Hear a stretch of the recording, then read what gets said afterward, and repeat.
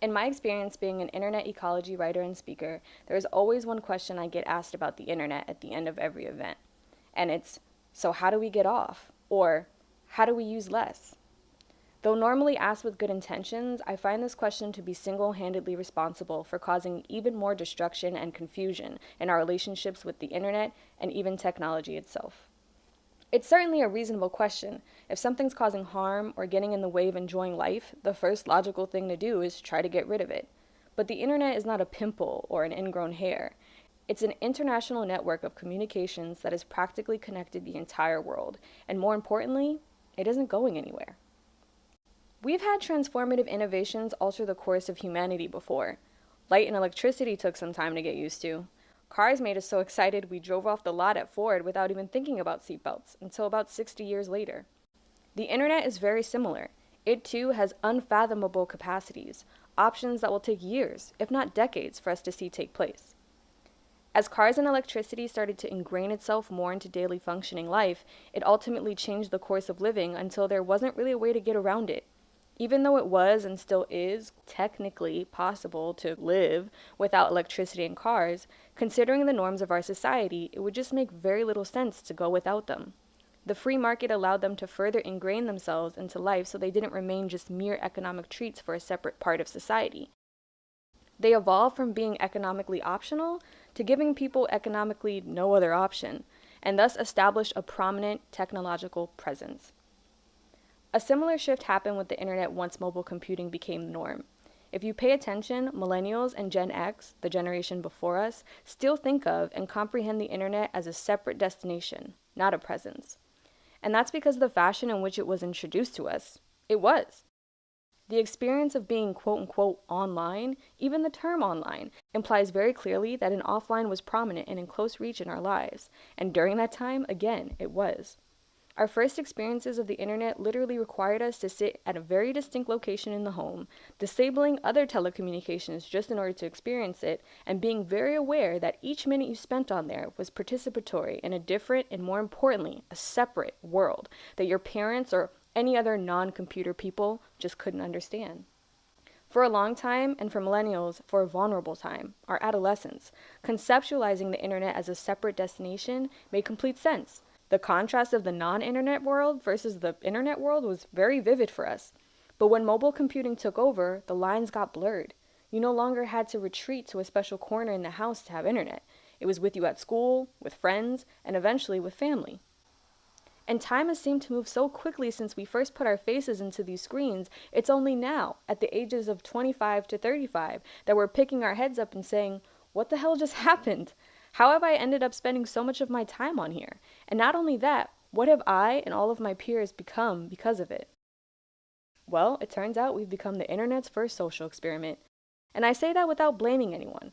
If you leave a child alone in a candy store, you're naive to not expect somewhat of a disaster. Indulgence, short-sightedness, belly aches. If you leave humanity in a World Wide Web, well, some chaos is bound to happen. Turns out one of the first things we wanted to do with this tool that can be used to make us feel more connected than ever before is stuff it with ads, undermine its overwhelming capacity in spreading information, and drag business models that worked with television and magazines here, all to see them eventually bleed dry right in front of our eyes.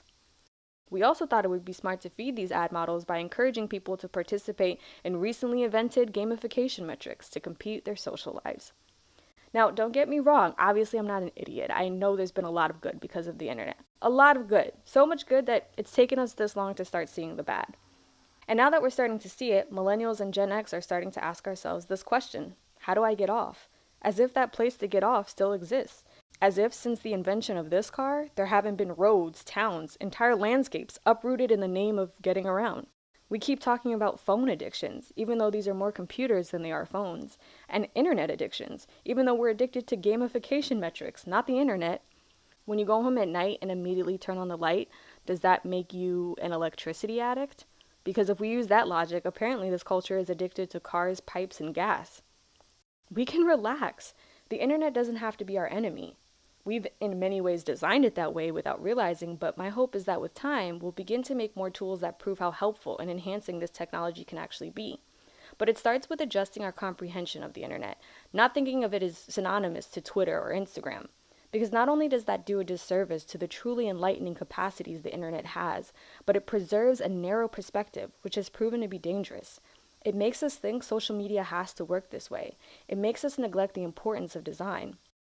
This concept or belief that the internet is still a stationary, separate world is what's causing so much damaging friction in our social, economic, and political lives.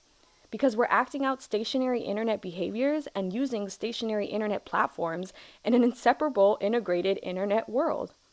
Gen Z, the generation who only knows the integrated internet world, doesn't seem to have this friction. They weren't here when it was a destination, and you can tell by the internet behaviors they're inherently attracted to. Please see my video on Snapchat versus Facebook if you'd like more details on this.